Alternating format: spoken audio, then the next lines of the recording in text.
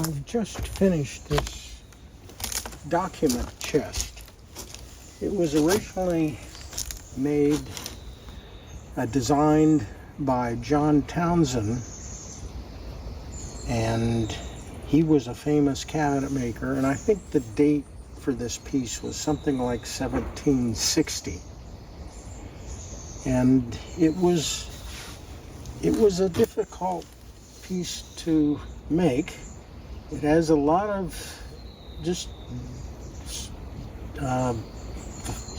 interesting details, like this block front, for example, where you have the front of the drawers expanded out into this block here, and then the carved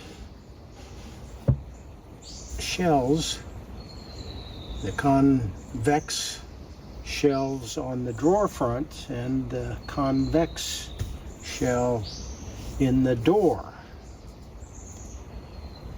It's a small piece, but it has a lot of detail, lots of dovetail joints, all the carcasses put together with dovetails, and of course all the drawers are dovetailed.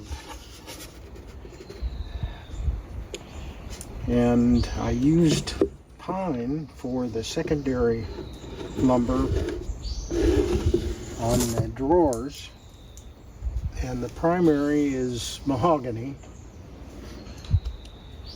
and I finished it with an 18th century chemical kind of dye, potassium dichromate,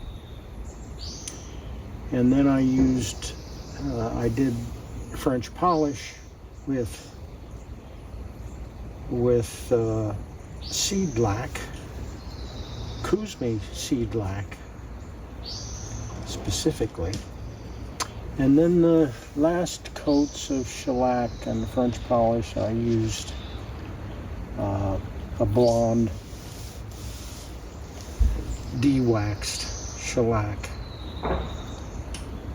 I did not fill the grain with a filler. I pretty much filled the grain with the shellac on the top. The drawer fronts I didn't get totally filled, but I think that's okay. Now the door has a lock. This is a 1-inch thick door, and inside are some pigeonholes and a small drawer.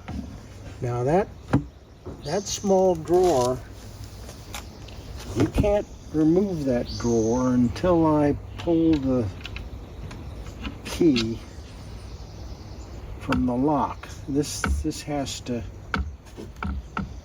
go almost 180 degrees here, or yeah, 180 degrees for this drawer to come out. Finally does. It's tight. And there's a lot of little space for letters and documents. This inside part is all slid in from the back into dados and grooves.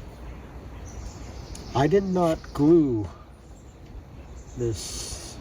I didn't have to glue it, that part of it.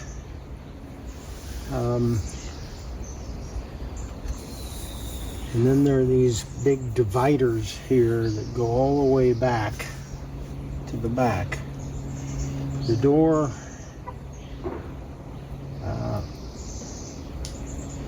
has a lock, and the drawer construction with the shelves, this is only 3/8 thick mahogany here, and then And then of course the shell itself. I carved the shell on a separate, stuck to a separate dummy piece of wood while I carved it, moved it from that location and glued it to the drawer front. That's the way they would have done it in the 18th century as well. So the back, let me see if I can turn this down here.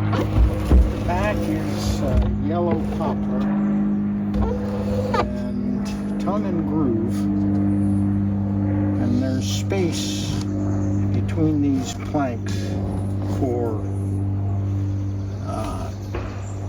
growth and change in dimension with the weather. So that's the way that's done. The dovetails are like this on the top, and the carcass, I mean, the bottom is also all dovetailed. And then there is this difficult molding on the bottom piece. That had to be hand carved, pretty much. And then there are these turned bun feet with a plate that simulates the same shape of the molding here. So I'm glad it's finished. It's taken a while, and it will find a place in the house. There's not much space left in the house, but this is a small piece that I can find a spot.